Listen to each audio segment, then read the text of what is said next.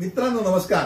कायदेशीर माहिती देणाऱ्या माझ्या YouTube चॅनलमध्ये तुमचं स्वागत आहे. आजचा विषय फौजदारी आणि दिवाणी प्रकरणात समजा जो आरोपी असतो, सामनेवाला असतो, असा व्यक्ती मृत झाला, मरण पावला, तर अशा वेळेला त्याच्या कायदेशीर वारसांचं दायित्व काय असतं, लिगल रिस्पॉन्सिबिलिटी काय असतात, या संदर्भातला आजचा व्हिडिओ. पहिला भाग आपण फौजदारी भाग बघू. Criminal side. मृत व्यक्तीवरती एकदा माणूस मेला की फौजदारी खटला त्याच्यावरती स्वतंत्र दाखल तर करता येतच नाही आणि तो चालूही ठेवता येत नाही. ज्यावेळेला आपल्याला माहिती आहे की संबंधित आरोपी ज्याच्यावरती फौजदारी खटला आहे तो मरण पावलाय, तर त्याचा समजा 5 आरोपी असतील, त्यातला एक मरण पावला तर त्याचं नाव कमी करणं गरजेचं आहे. एकच आरोपी असेल तो मेला तर केसच समाप्त झाली, हे डोक्यात राहू. कारण फौजदारी प्रक्रिया संहिता स्पेसिफिकरित्या ते प्रदान करते की ज्या अंतर्गत एक प्रकारचं अपर्याप्त स्थिती होते त्या केसची आणि त्यामुळे जो आरोपी असतो, जो दोषी असतो, त्याच्यावरती कुठचीही दंडात्मक कारवाई करायची असते, तोच नसेल तर दंडात्मक कारवाई त्याच्या वारसांवर करता येत नाही, त्यामुळे ते खारिज होतं. अर्थात यात दुसरा भाग आहे. समजा धरून चला की आरोपीवरती दोषारोप नक्की झाला आणि दंड पण आकारण्यात आला. समजा फलाना दंड सांगितला गेला की तुला दंड आहे आणि त्यानंतर तो गेला, तर त्याच्या जायदादीतनं तो दंड भरण्याची जबाबदारी त्याच्या वारसांवर आहे, हे डोक्यात राहतं. आता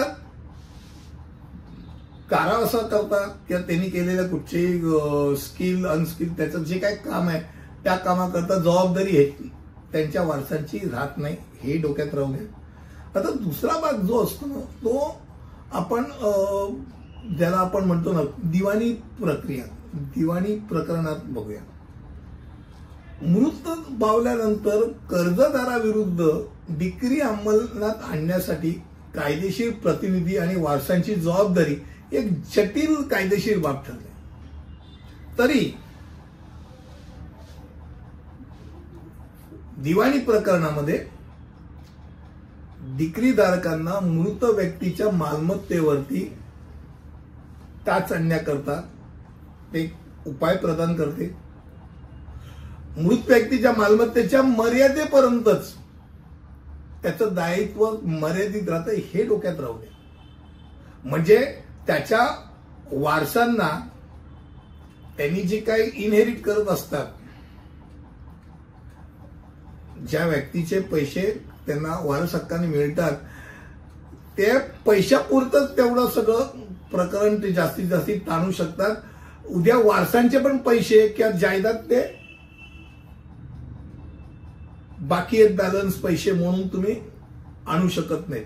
त्यामुळे एक प्रकारे मृत व्यक्तीच्या मालमत्तेच्या संदर्भात जसं जे डिक्री अंमल आणण्याकरता जी लोक आहेत त्यांना फायदेशीर ठरतं, तसंच वारसांच्या दायित्वाची पण व्याप्ती स्पष्ट केली गेलेली असते. त्यामुळे कायदेशीर वारस मृत व्यक्तीच्या मालमत्तेतील आर्थिक दायित्वांसाठी जबाबदार असली तरी ती त्याच्या त्या मालमत्तेपुरतीच असते, त्यांच्या मालमत्ता त्याच्यावर गाळ लागत नाही. एक नक्की आहे की एकदा व्यक्ती मृत पावल्यानंतर त्याच्या संदर्भातले सगळे खटले जे आहेत ते बऱ्यापैकी असे इनफॉर्शियस होऊन जातात आणि मग नक्की कोण वारस आहे काय, जिथे दिवाणी प्रकरण आहे तिथे खूप जटिल अशा समस्या होतात. कधी विधवा बाई असते, मग तिचे पैसे कसे हे करणार, ती त्याच्यावरती अवलंबून असते, अशा अनेक जटिल गोष्टी निर्माण होतात. फौजदारीमध्ये मात्र सरळ सोट व्यवहार, एक्सेप्ट काही पेनल्टी काय लावली असेल, बाकी सगळ्या गोष्टीतनं प्रकरण सुटून जातं. आज छोटा विषय होता की फौजदारी आणि दिवाणी प्रकरणातील मृत व्यक्तीच्या कायदेशीर वारसांचं दायित्व काय असतं त्या संदर्भात. पुढच्या व्हिडिओमध्ये असंच काहीतरी नवीन घेऊन येईल. तिथपर्यंत इथे थांबतो. धन्यवाद.